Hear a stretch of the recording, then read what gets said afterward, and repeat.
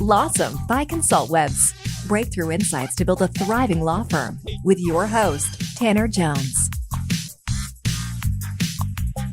Hi, all you Lawsome listeners. Today on the show, I'm excited to be talking with Paige, a skilled and experienced social media manager at Consultwebs, the premier provider of comprehensive digital marketing services for law firms.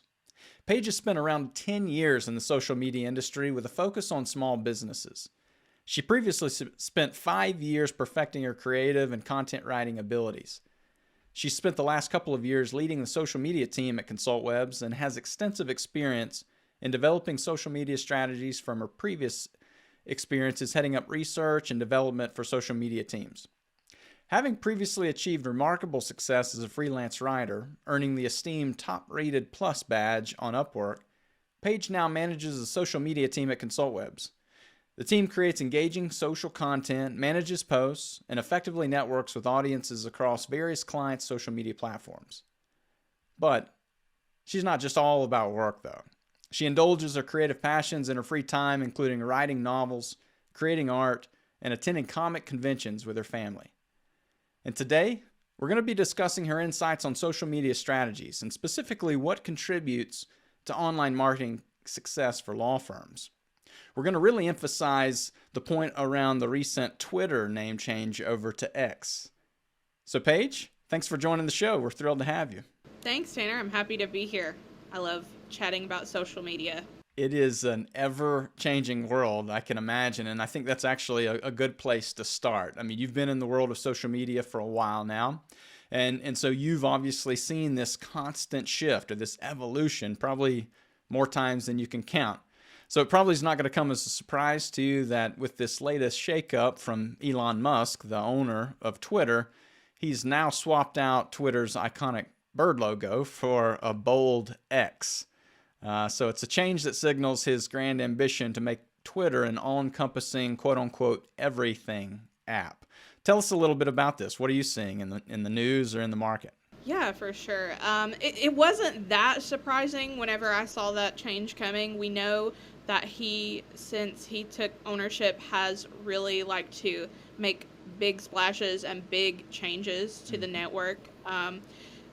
One of those being the way that verification works now. That has also changed.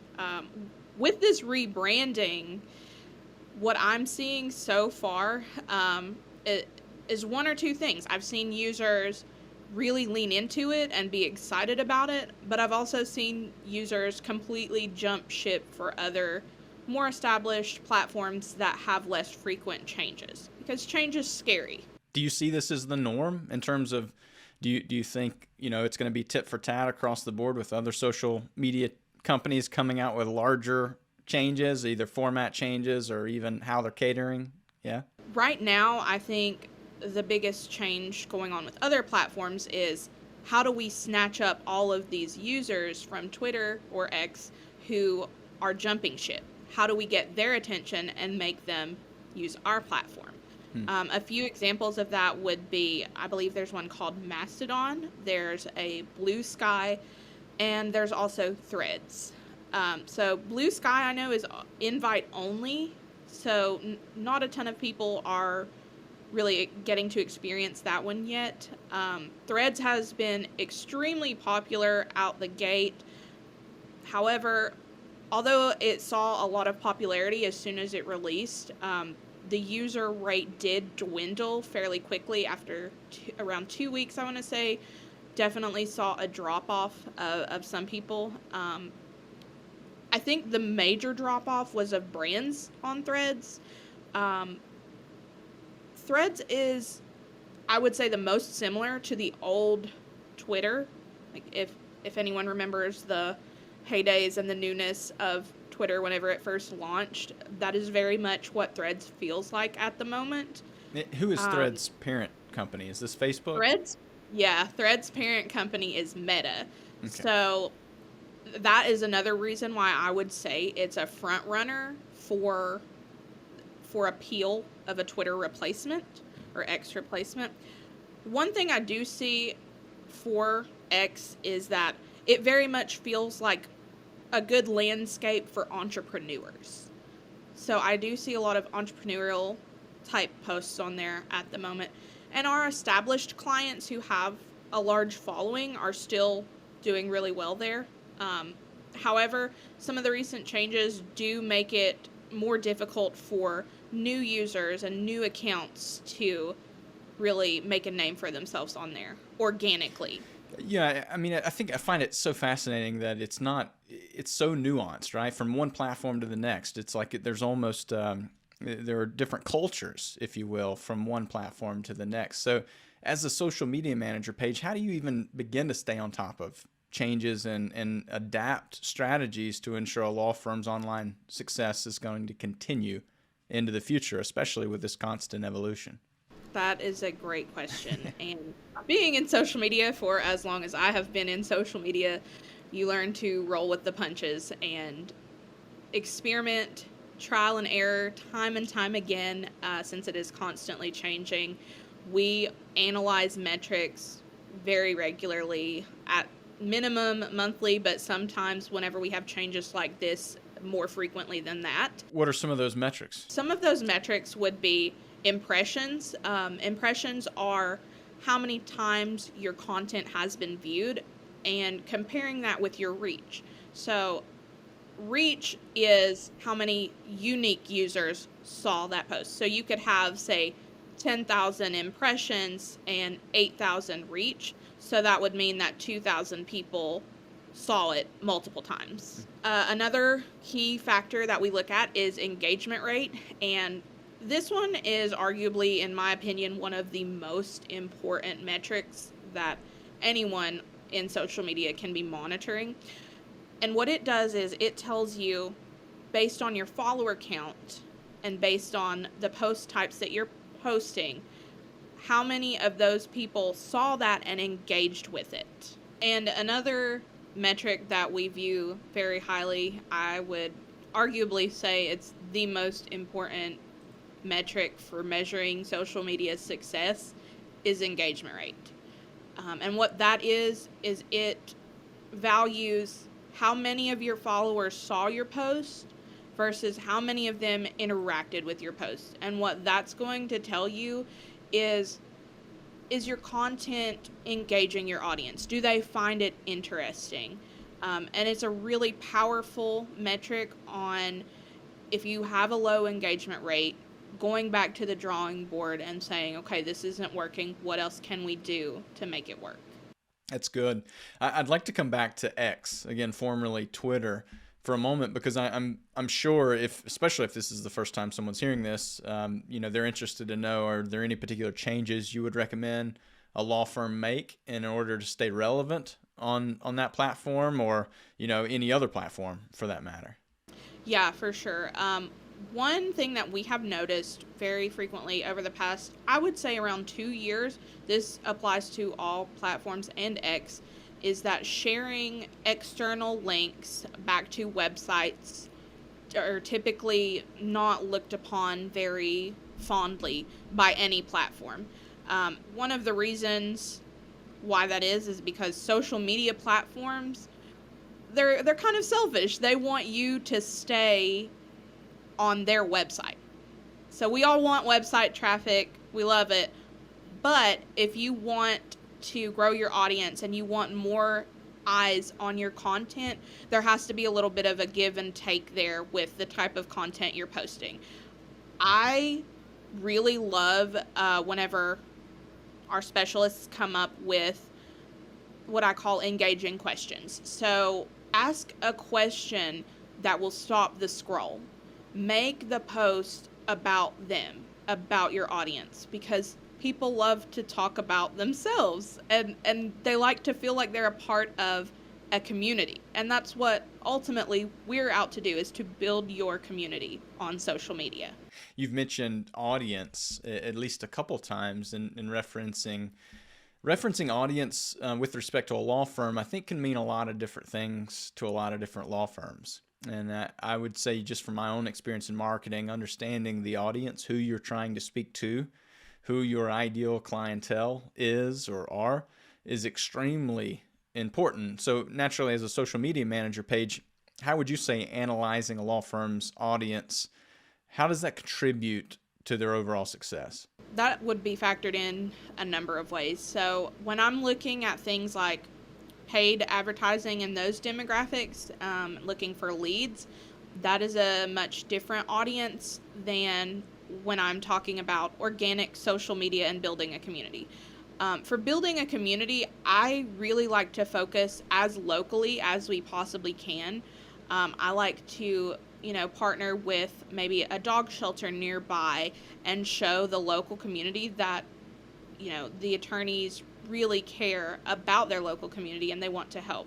So that's one way that we connect to local audience of all demographics and ages. And whenever it comes to the more paid side of things, we would do something like detailed targeting, a certain age group, that kind of interest-based targeting for the audience we're aiming for. Do you find that there are certain audiences that are, have you been surprised? Maybe that's a better question. Have you been surprised at audience types that resonate with certain brands over others? I feel like I've worked in social media so long. It's a rare occasion that I get a surprise when it comes to the paid side of things anyways. Every once in a while we'll get like a new interest that we'll target and we'll get a lot of hits out of, and we'll be like, oh wow, we didn't think that one would work. But it does. I think we've even tried like sports targeting for like sports teams that are local to a client, and that has yielded some interesting results. Yeah, it's the whole question is really, it's all fascinating to me because it's often that what we assume as marketers or as business owners of law firms is not always accurate. It's not always correct, and that's why the data is such a valuable piece to be able to continue to modify targeting around the audience that actually, is engaging and finding your content worthwhile. But I'd like to keep moving because one other side of social media is the concept around reputation management. That phrase, reputation management, has been around for a long time. And with the internet, it has certainly evolved and what reputation management actually means.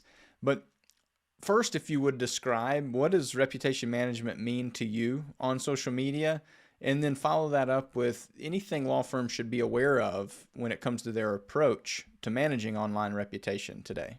Reputation management in social media to me is making sure, one, that the information that you're putting out is informative, helpful, that you have a tone that you set for your brand and you're consistent with it so that the community knows what to expect of you. Like, they know who they're talking to. It's more than just the brand.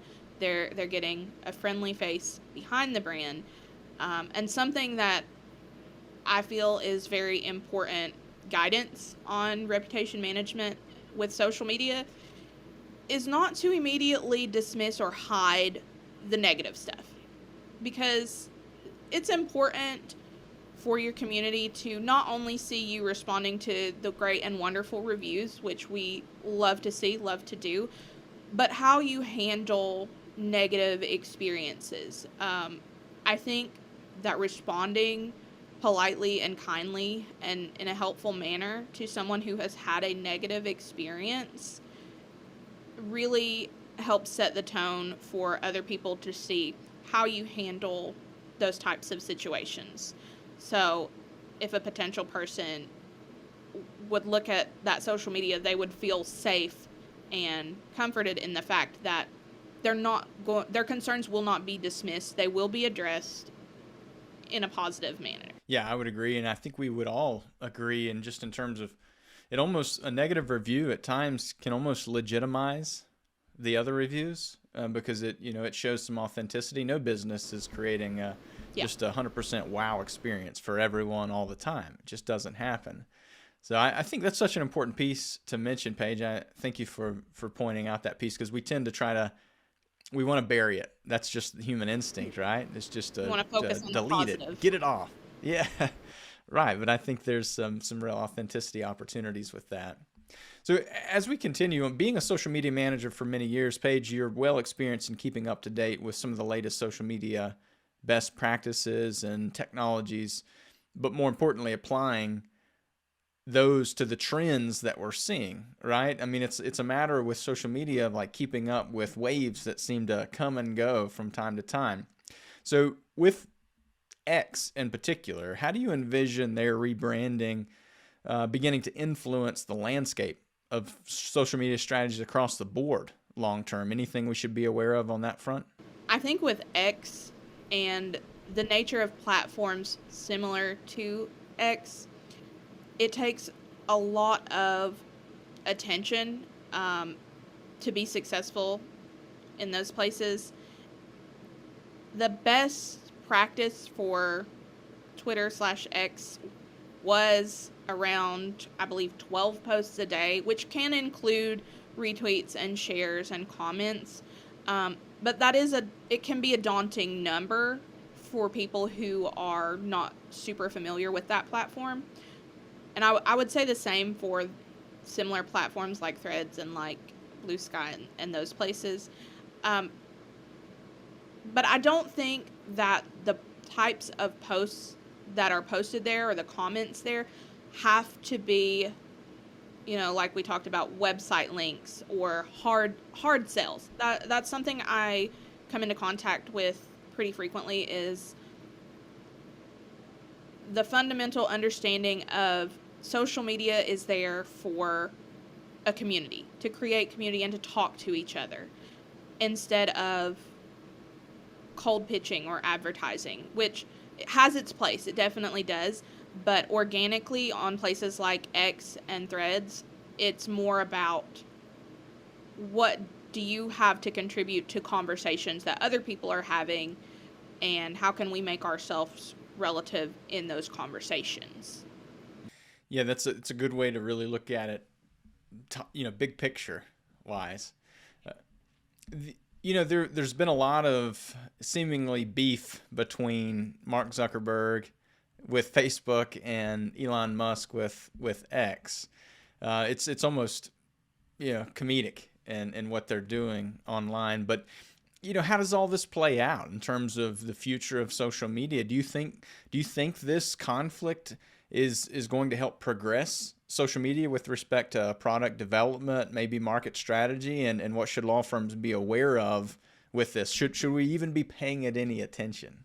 Absolutely. Everyone should be paying attention to these shifts right now. What these changes are going to do is, one, it's going to advance social media platforms more quickly because they are competing with each other. Like, what's the next best thing? How can we make it better than this one over here? So there are going to be a lot of rollouts likely and changes. And one piece of advice that I give to anyone interested in social media is, when those new features come out, use them and use them frequently, because platforms will reward you for utilizing their new items. Like we saw that with Instagram when they rolled out Reels. We saw an insane amount of video view rates go up for the people who were using them frequently, and that was rewarded with followers and more people seeing their stuff. I would say the same is likely to happen with Threads and X, and I would also say now is the time to begin cultivating your online personality, so to speak, on places like Twitter and Threads. Naturally, those places, individual profiles are going to thrive the most. I would encourage attorneys to create individual profiles for themselves outside of just firms, and engage with people in that way. That, I would say, is another measure of establishing authenticity and making people feel really involved with them and putting a face to the brand. Another thing is that a lot of people, after these apps launch within a couple of weeks, they're like, oh, I missed the boat. It's too late for me to start. I would caution against that type of thinking. Most new platforms, I would say you have at least 3 to 6 month window to hop in early and really start making your presence known, connecting with people, and building that profile there. It's sound advice. I've really enjoyed being able to catch up, especially around this evolution of X. It'll be interesting to see how this all plays out. But thanks as always, Paige, for your insights. I'd be curious to hear any closing thoughts, any advice that would benefit either social media coordinators that may be working in or out of the law firm industry, freelancers, even law firms that are specifically involved in social media. Any words of advice or final closing thoughts? Yeah, for sure. My final words of wisdom, I would say, are to continuously learn. Grab every opportunity that you can to extend your learning in social media, because it's always changing and no one out there knows it all about social media. It changes too quickly for anyone to claim that. So I would advise listen frequently, learn frequently, and check your analytics regularly. Thanks again, Paige. For those who are interested in learning more about you or getting a hold of you, how can they find you? They can find me on the Consultwebs website or on LinkedIn. Thanks so much, Paige. We enjoyed it. Thank you. Lawsome by Consultwebs with Tanner Jones. For show notes, links, and info, go to consultwebs.com/podcast. Be sure to subscribe and leave us a review. Watch for the next Lawsome episode to discover more breakthrough insights to build a thriving law firm.